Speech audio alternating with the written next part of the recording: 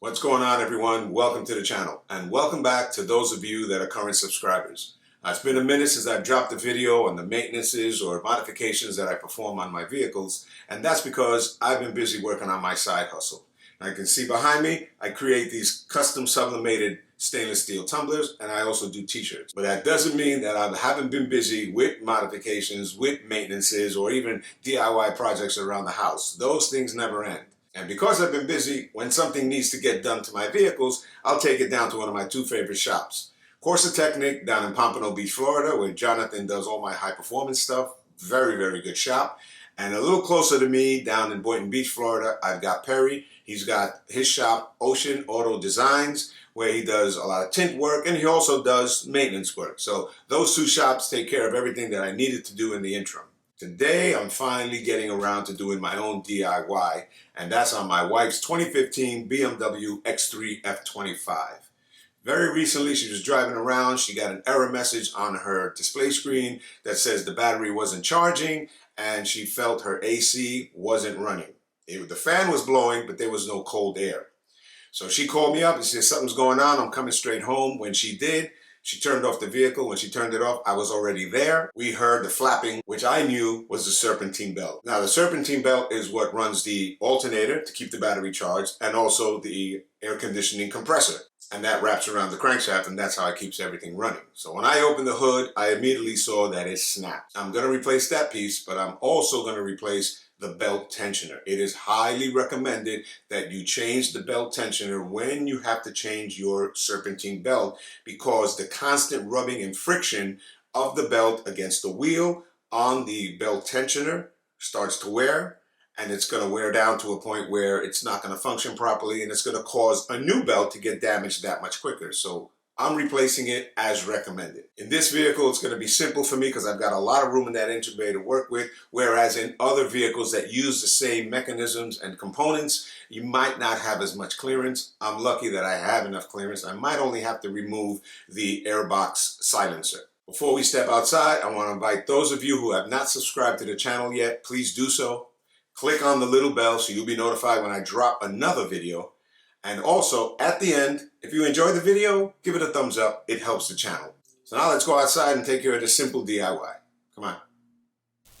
Okay, so we're here at the front end of the vehicle in the engine bay, and I just want to apologize for the voiceover. It turns out my wireless microphones were not working during the recording process, so I apologize for that, but we'll make do with what's going on. So I've got a trusty pointer that I'm going to show certain things in the engine bay where I'm removing, what I'm removing, and the elements that are surrounding it. So I left the belt in place. This is the tensioner right here, and the belt is still in place even though it is snapped. I wanted to leave it in place to remind myself of the path that it is traveling. That is my alternator, and then down here it loops around my air conditioning compressor, then it goes along the bottom and wraps around that pulley there, which is the crank pulley, and I just wanted to remind myself the path that it travels, so that's why it's still in place there.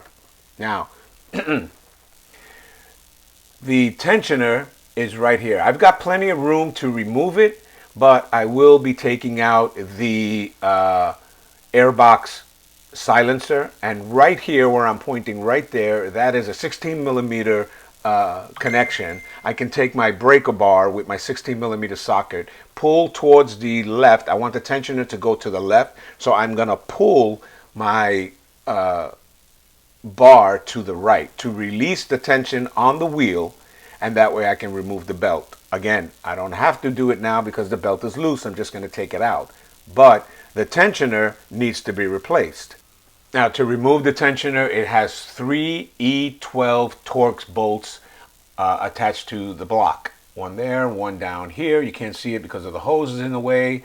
And that one down there, which is a little bit out of focus. Now, it is highly recommended that you should remove the tensioner when you are replacing the belt, because the wheel of the tensioner wears at the same time, and I'll show you when I remove it how it wears and why you need to replace it. Now, I've got plenty of room in the front here that I don't need to remove many components except this right here, which is the air box silencer. It's got two clamps on either end. With a screwdriver, I loosen it, remove it, and then I have easier access to the tensioner. I just want to make sure I have enough clearance, but I'm lucky and fortunate that there's a lot of room in this engine bay. I'm sorry it's going in and out of focus, but I don't need to remove any other hoses because I have access to the 3 bolts. Okay, so now let me reposition my camera and hopefully you can see what it is I'm going to remove without too much sunlight or glare. Now with the camera repositioned, you can see clearly I'm going to remove the airbox silencer. It's already loose at the clamps. I just need to remove it from its connections, take it out, and get it out of the way. And with that, I've got a lot of room between the tensioner and the radiator fan. I have no obstruction whatsoever. I can work freely. Now, remember, I left the belt in place so I can remind myself the travel that it has. So it goes around the top side of the alternator pulley. It comes down and around the side and bottom of the compressor, air conditioning compressor, and then it goes around the crank pulley. And here it is, and luckily it snapped as she was pulling into the driveway. She told me she heard something, a slapping noise. When I opened up the hood, I saw that it was broken. So, matter of getting the part and changing it myself. And now with the belt out of the way, I can remove the tensioner. I take my E12 torque socket with my extension and loosen them all up, being careful not to drop anything.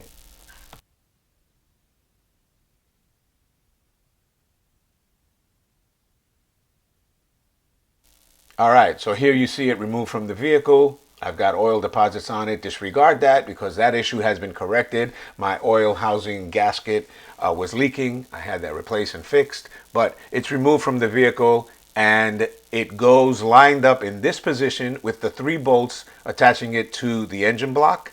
This is the wheel that spins and it runs along the backside of the belt. This is the 16mm adapter where you take your breaker bar and your socket and you pull to one end, pushing to the other, releasing the tension so you can remove it. Now, let's talk about the wheel. The wheel is what wears on this piece and that's why it's recommended to remove it.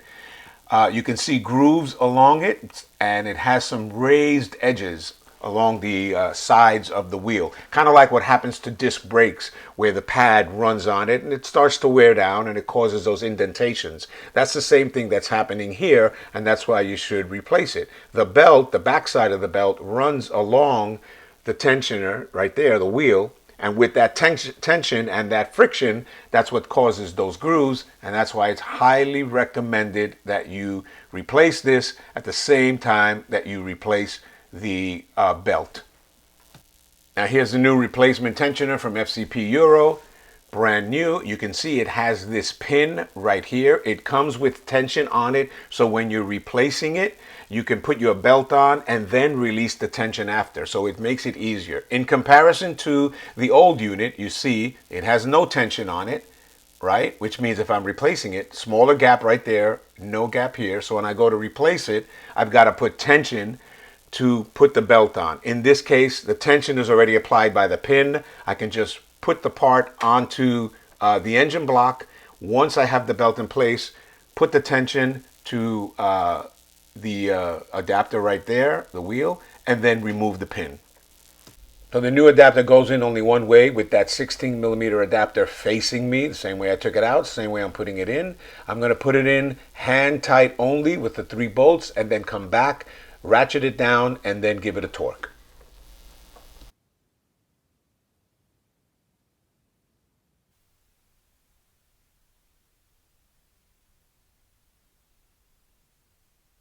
Now that it's hand tight, I want to come back in with the ratchet, tighten it up a little bit more, and then torque it down to 19 Newton meters. Doesn't take a whole lot of pressure.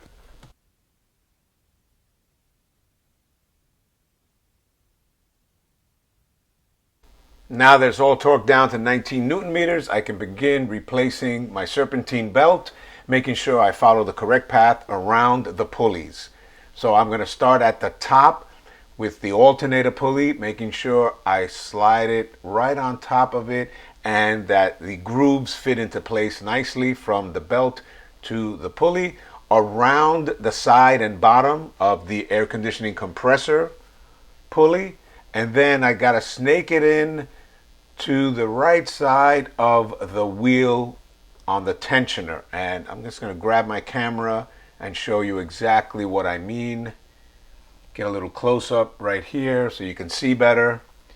So here's the top of the alternator pulley right there. Then it comes along the right side of the compressor pulley, the air conditioning compressor right there. It goes to the bottom. It will go to the crank, but I want to make sure that I get it around properly. And you can see the wheel is right there and the tension is on it, so I don't have much clearance. I'm going to have to let the camera go. I'm going to have to do this with two hands. So I'll get back and hopefully I'll show you better.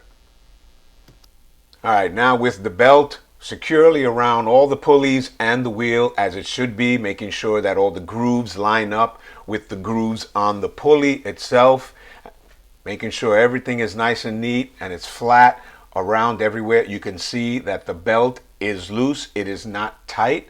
It has no tension at this point. You see that? Because I have not released the tension on the tensioner. I need to use my 16 millimeter and the breaker bar to release the tension and pull the pin out, and then you'll feel the tension on the belt and everything will be in place.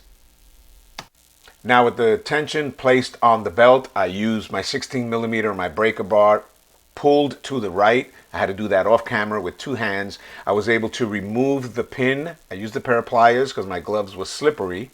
So here is the pin that I removed. It was very easy to remove once I release some of that tension on the wheel there for the tensioner.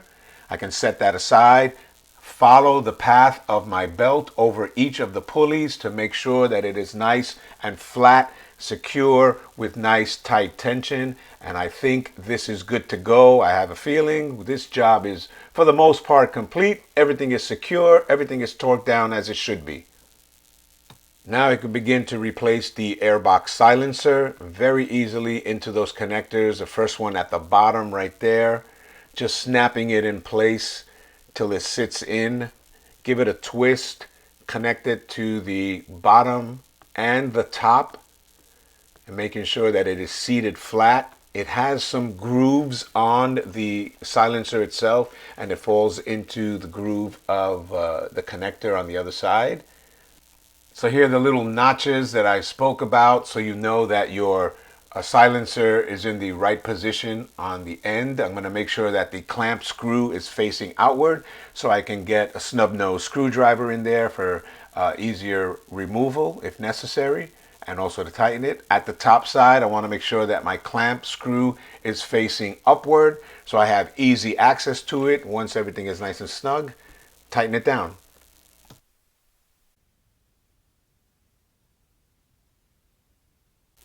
And again, because the sound was not working at the time, you can't hear the engine running, which is probably a good thing because now you can hear clearly what I have to say. I want to make sure that the belt is running properly around the pulleys. I don't have any issues. I don't see any wobbling or any obstructions happening. So I think I am good to go with this. I'll let it run just for a little bit and make sure I don't get any error message inside the cabin on my display screen.